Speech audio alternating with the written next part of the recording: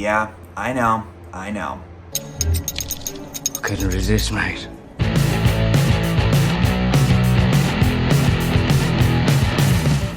Fantastic Four First Steps has finally arrived. The 37th entry in the MCU, brought to us by Matt Shakman, the creative mind behind WandaVision, starring Pedro Pascal, Vanessa Kirby, Joseph Quinn, and Ebon Moss-Bachrach. I really tried, guys. I really did. Set in Earth 828 in an alternate timeline in the MCU where the Fantastic Four are a beloved team of superheroes in New York City where they encounter a threat in the form of Galactus and they have to find a way to stop him. This has been a long time coming as far as a proper portrayal of the Fantastic Four in live action, starting all the way back in 1961 from Stan Lee and Jack Kirby's original vision. The various animated shows have come out and the numerous Fantastic Four films that we've gotten from straight to video and theatrical releases. I haven't seen the Roger Corman version in its entirety, but I have seen the 2005 version and its sequel, Rise of the Silver Surfer. And of course, we had that pile of garbage from 10 years ago. Yeah, I got nothing else to say about that one. There's really no need to. In fact, when you hit such a low point, you got nowhere else to go but up. And if you can't even go up from there, there's no hope for you. None of the films until now have been great. So, as far as I was concerned, maybe it's best to get the Fantastic Four on the Marvel train. Say what you want about the MCU, they clearly have a lot of people who have an affinity for the source material. They're filled with filmmakers and creative talents and studio executives like Kevin Feige who are fans of these characters and want to see the best portrayal possible, even with all the business stuff that's running amok in their filmmaking techniques. And the MCU has been in somewhat of a slump in the last several years ever since Endgame. There have been some hits, but to sum it up, this hasn't exactly been an easy ride since Endgame. And Marvel really needed something. And I am so happy to report this movie is really good. I don't know if I would call it a great movie. I'd have to think about it, but my God, I walked out of it with this sense of catharsis and satisfaction that I haven't really felt from any Fantastic Four movie. Somewhat a similar feeling with the MCU and the multiverse saga, at least for a good half of it anyway. This, I think, is truly a breath of fresh air. As far as its different setting, now that it's in a different timeline, it doesn't need to rely on previous knowledge for the MCU for audiences to understand what's happening. It's almost in a way like a clean slate. In fact, no, actually it is a clean slate. It's set on Earth 828, which is a nod to Jack Kirby's birthday. I think it was August 28th of 1917, I'm not sure exactly. But the Fantastic Four are their own heroes. There's nobody else as far as we know. There's no Spider-Man, there's no Avengers. They're basically the only heroes in this universe. And it's a retro-style 1960s setting, very similar to the original Star Trek. Basically a period piece, and we haven't really seen a period piece, I would say, since the first Captain America in 2011. With this world and being so well realized the way it is, I think this, along with No Way Home, What If, and Deadpool and Wolverine, to a point anyway, is one of the best uses of the multiverse, showing us a different side of Marvel, something that we haven't seen before in live action anyway. There's going to be plenty for comic book fans who have been fans of the source material for a long time, but even for the general audience who may or may not have kind of tuned out from the MCU as of late, they could potentially see this and go, okay, this is more like it. And the Fantastic Four being Marvel's first family, this is something that fans have been wanting to see for ages. The 2005 Fantastic Four was a good time, but it wasn't exactly a great movie. Now, I personally will always have a soft spot for it, but as fun as that movie is, along with its sequel, they don't even hold a candle to this one. There's been so much care and thought put into this from Matt Shakman, the writers, and everybody else involved. And the idea of space exploration, which is something that the Fantastic Four, I guess, are known for since they're astronauts who go into space and obviously they get hit by cosmic rays which give them their powers. They play into the sci-fi tropes of space travel, which is very similar to 2001: A Space Odyssey and Chris Nolan's Interstellar.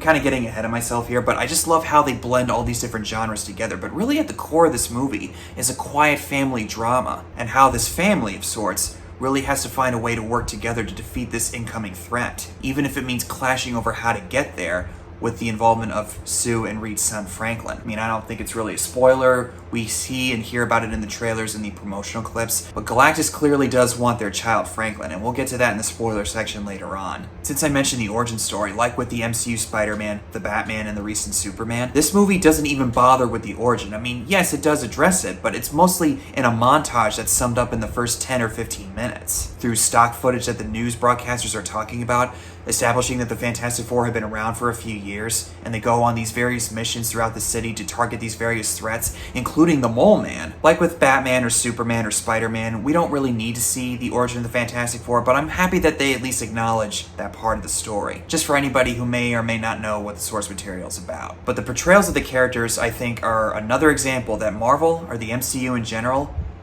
hasn't really made any mistakes, in my estimation anyway, in regards to casting. I have to admit, I was a little hesitant about Pedro Pascal because I thought that was too easy of a choice, but seeing him in the trailers and the various promotional clips, and now having seen the entire thing, yeah, forget what I said.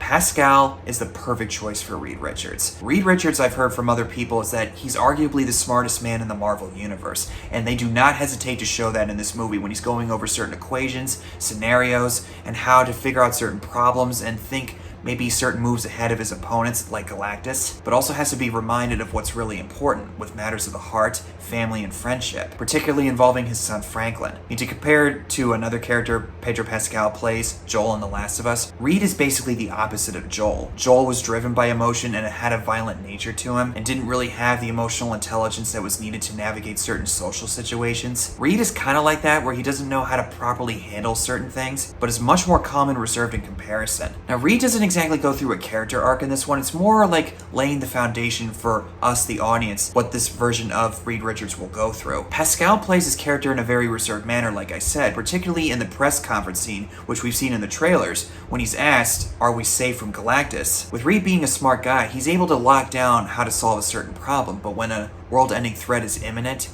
not even Albert Einstein could figure out something like this. It's subtle, but a really effective showcase of Reed's humanity. As for the other characters, Ben Grimm, played by Ebon Moss-Bachrach, again, I really tried with that name, I apologize if I butchered it. He might actually be my favorite of the four. Even though I would have liked a little more context with Ben as far as his backstory and how he's grasping with being a rock monster, we get one hint of it when he sees his previous self on TV as he's walking through the streets of New York. And I don't really want to compare him to Michael Chiklis' portrayal, but I feel like they did a little more with him in that category, even if it wasn't exactly the greatest execution. Maybe they could explore that in a sequel one day. I mean, there is a sequel apparently in development for this one. But Ben Grimm is basically the most human out of all four of them. I mean, Johnny does have his humanity, and they all have their humanity in their various ways. But Ben Grimm I would liken to Paul Rudd's Ant-Man, where he's making a lot of the jokes, he's adding a lot of levity to the situation. That's kind of how I operate in certain scenarios, even if it's not always for somebody's benefit. And of course, with this moment that we saw in the first teaser.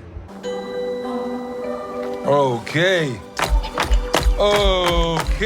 Is this guy good or what? There is no way I can pass up on referencing that in any scenario in my everyday life. The design of the thing is perfect. If I'm not mistaken, I think it might have been motion capture. I was worried that it was going to be distracting. It's almost like the character was ripped right off the page. Very similar to Richard Donner's Superman, Sam Raimi's Spider-Man, this is the Fantastic Four comic come to life. And they make it clear in the movie with his catchphrase, "It's clobbering time," that it was something that this animated show that was created in their universe came up with. Johnny tries to egg him on, and he doesn't really want to say it, but then he says it at a certain point in the finale, which is all the more satisfactory. It's clobbering time! It's catchy, right? Joseph Quinn's Johnny Storm is also around, and what they do with him actually surprises me that I can't get into right now. We'll save that for the spoiler section. This is a role that's very difficult to get into, where you're basically a douchebag, but still likable. Chris Evans was able to nail that down with the material that he had at his disposal. But Quinn's portrayal, I would say, is much more reserved in comparison. He's the right amount of smartass, but also the right amount of a guy with a heart of gold. And the interactions he has with Ben make for some of the best comedic moments throughout the entire film. The humor doesn't always land, but thankfully when it does, it doesn't undercut anything. But Vanessa Kirby as Sue Storm, she is the MVP, doing all the heavy lifting as far as the emotional weight. And there's a scene where she announces to the world what they're going to do with Galactus going forward and how it relates to her past, how she has been carrying that with her ever since. That moment made me say, this might be the best portrayal of Sue Storm ever put to film. As for Galactus, I was really curious about this one. He is terrifying, almost to the point where I think he could potentially rival Thanos. He's not on the same level as Thanos because Thanos was able to wipe out half of the universe's population. Galactus just eats a planet for energy's sake. But from Silver Surfer's announcement of his inevitable arrival to his introduction when the Fantastic Four go to see him, it's enough to communicate the fear and dread of his character that when we finally do see him, his eyes light up. Yeah, I froze. I buy this threat 110%. The last time we saw Galactus was a big dust cloud in Rise of Silver Surfer. And we'd all like to forget about that, I'm sure. I guess I can't wait any longer, so we're just gonna have to go right into the spoiler section. I won't be able to cover absolutely everything, but certain key details I want to talk about, and they're going to relate to the mid-credit scene. If you don't care about spoilers, stick around, but if you don't want to know, I warned you. So basically, when Franklin is born, he's supposedly going to inherit these powers from his parents, given that they have cosmic powers, and Galactus sees the potential in him to be his successor, kind of like Vigo in Ghostbusters 2 with Dana's son Oscar. Reed kind of goes back and forth with it throughout the whole thing, but ultimately he and Sue decide, yeah, no, not our child. Not in a million years. This is a recurring theme with Pedro Pascal, Mando and Grogu, Joel and Ellie. Are you willing to sacrifice your own to protect the greater good? And even if you do, I don't think Galactus was gonna spare your planet anyway. Probably gonna destroy it regardless. So what they're able to do in the finale, they create all these bridges that can teleport one object from one place to another. Reed experiments throughout the movie by transporting an egg from one side of the room to the other on his lab experiment, but he wants to go bigger, so he has everybody around the world create these bridges so they can teleport Galactus to millions of light years away. Silver Surfer manages to put a stop to it initially, giving an opening for Galactus to arrive. Sue uses all of her strength to lure him into that trap, but just at the right moment, Galactus is transported somewhere else in the galaxy and probably will take millions of years to find Earth again. And Sue apparently dies. I have to admit, a part of me thought, no, there's no way she can die. Could she? No. She's supposed to be in Doomsday, right? And when young Franklin comes in, that's when it hit me. He uses healing powers just like Ray in the sequel trilogy does to bring her back to life. I don't know anything about Franklin Richards, I can't comment, but I would imagine if his father can stretch his whole anatomy and his mother can turn invisible, obviously he's going to inherit some powers of some kind. Jumping ahead to the mid-credits scene, it goes to 4 years after the fact, when Sue is reading this book to Franklin. With the suggestion of Herbie, she goes off to find this other book, but then something or somebody enters the room. She goes back to the living room to take a look, and we see this figure in a green hood with a silver mask in his left hand, and he's talking to young Franklin, Dr. Doom himself. But we don't see his face. I don't know if that was Robert Downey Jr. or if that was just a body double. Either way, a pretty big tease of what's to come with Avengers Doomsday. As for the post-credit scene, it's just the animated Fantastic Four cartoon that the universe establishes, showing us where they came up with its clobbering time. Kind of take it or leave it. It's the typical MCU formula of a post-credit scene anyway. But that mid-credit scene, yes, stick around for that one. There still has yet to be a good portrayal of Dr. Doom, and I'm really hoping and praying that RDJ's portrayal can be a good one. Now, to my knowledge, Victor Von Doom's face is disfigured, which is why he wears the mask. What's the reason for that? I don't know. I haven't really looked into it much. But if it is disfigured, either Franklin was not fazed by it, or he actually has a normal face, hence why he was just talking to him like a normal kid would talk to an adult. Now we gotta wait a year and a half to figure out what exactly Sue is gonna do when she sees this strange guy in her house. Similar to Hank figuring out his brother-in-law, Walter White, is in fact Heisenberg, while sitting on that toilet for a whole year between seasons.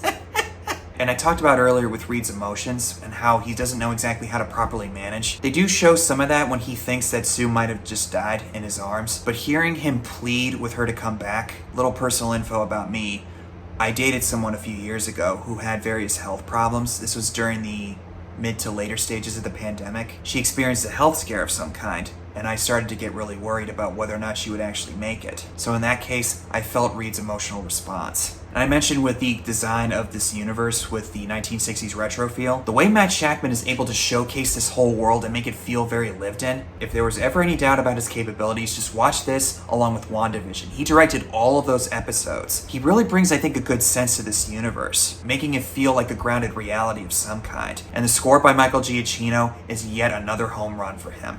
Oh yeah, I almost forgot about Julia Garner as the Silver Surfer. I really liked her inclusion too. In comparison to the Rise of the Silver Surfer from '07, this is definitely a huge upgrade. We do see some of her backstory and how she was able to be drawn in by Galactus. Her service to him spares her world and her child. I think they could have gone a little bit deeper in that area, and this film is just under about 2 hours. I think it's pretty clear that they did have to shave off some things, and I think that backstory was yet another victim of being on the cutting room floor, but thankfully not to the point where it felt like a huge chunk of the movie was missing. And it's a bummer that we didn't get to see John Malkovich in this movie as the Red Ghost when they showed him in the first teaser trailer some months back. I'm probably sounding like I'm complaining, but I'm really not. I can appreciate what this movie's trying to do, and I think it succeeds just about perfectly. There's a lot of other stuff I could talk about too, from the action set pieces, which I think are properly spread out, and they hit all the right notes that are required for this, particularly in the finale when they're fighting Galactus and all the destruction and chaos that's going on. Not the typical beam in the sky nonsense that we saw in the past at one point from the MCU and all the other franchises surrounding it, like Transformers or DC, well, DCEU specifically. And when they go up into space to escape from Galactus and the Silver Surfer, when they go into the black hole, there is no way that was not inspired in some way by Interstellar. Oh my god, I completely forgot about Johnny translating the Silver Surfer's language.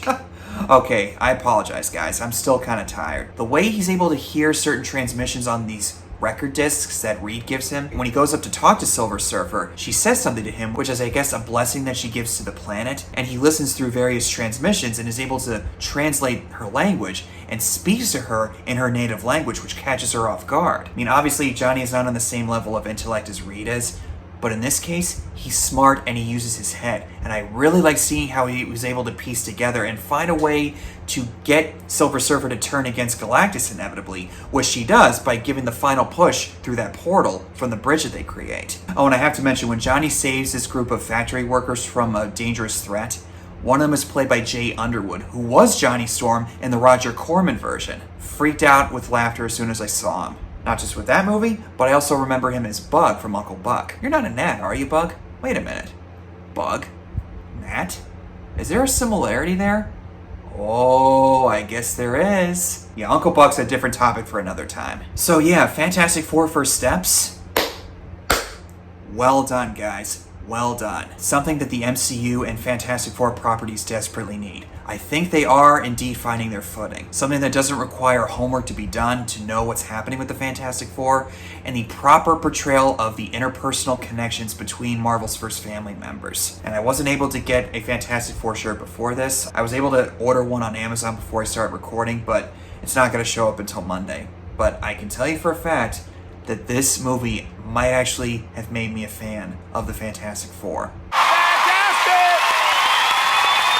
I swore I wasn't going to make that pun, but I had to. So that's all I have for you guys. Thank you so much for watching. Comment below and tell me what your thoughts are on this movie if you've seen it. If you like what you see here, hit the like and subscribe button for more. And as always, see you in the next one.